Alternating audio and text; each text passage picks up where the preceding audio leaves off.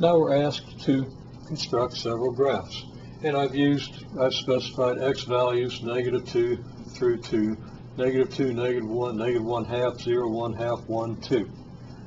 You might wonder why I go by 1 here and by 1/2 here. Well, we'll talk about that maybe in a minute, or maybe pretty quick here. Okay, so y equals x squared is the first function, and the second was y equals x cubed. We've got both of those graphs drawn up here, but let's go through the process. Okay, squaring -2 we get 4, squaring -1 we get 1, squaring -1/2 we get 1/4, and so forth. Cubing -2, well, we're going to get -8. Cubing -1, cubing -1/2 gives us -1/8, and so forth. This gives us points, x and y coordinates.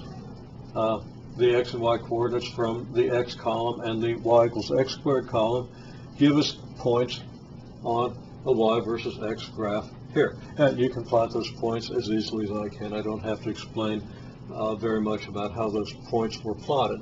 -2, 4, well, x is -1, -2, y is 1, 2, 3, 4, so directly above x equals -2, we're directly across from y equals 4.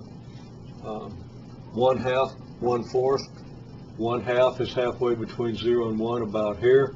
1/4 is a fourth of the way from 0 to 1 here, so we get 1/2, 1/4 about here. Okay, so there are our points. Now for y equals x cubed, we do the same thing.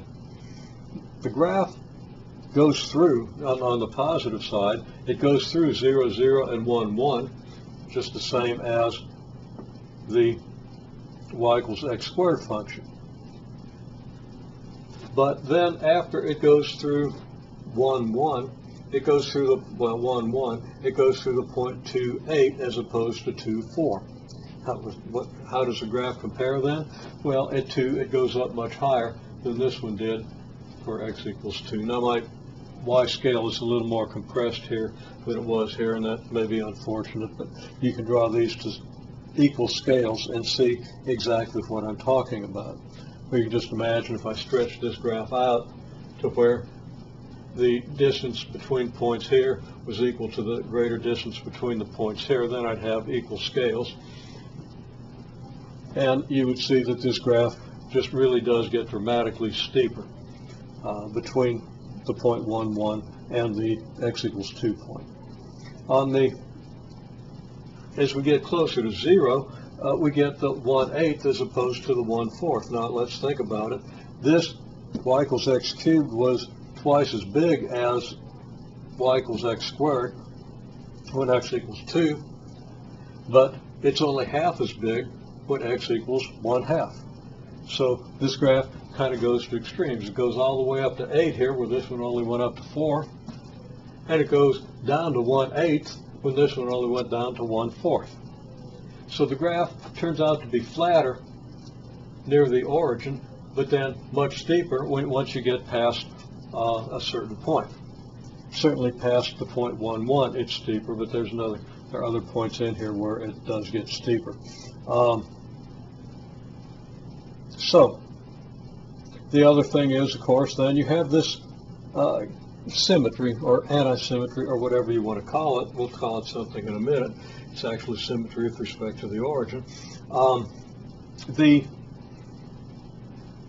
graph down here is just the same as the graph up here. If we took this section of the graph and flipped it around 180 degrees and rotated it around the origin, we get this part of the graph. So we have this kind of neat symmetry. Now we're going to talk about these symmetries in a minute, but we'll do that in a separate video. What we want to see is where the symmetry comes from, and just the fact that if we square 2 we get 8, if we square -2 we get -8. If we cube 2 we get 8, if we cube -2 we get -8. The only difference here between this value and this value is that since we're cubing a negative, we're getting a negative here where we got a positive here. And same with the 1 and the -1, or the 1/8 and the -1/8. When we do y equals x squared, all our negatives, when we square, we end up with positives. So that everything that we get here for x equals 2, we're going to get the same thing for x equals negative 2. We get 4 when x equals 2. We get 4 when x equals negative 2. Now, how does that play out in the graph? Well, when x is 2, y is 4. When x is negative 2, y is 4. This point is just a reflection through the y-axis of this point.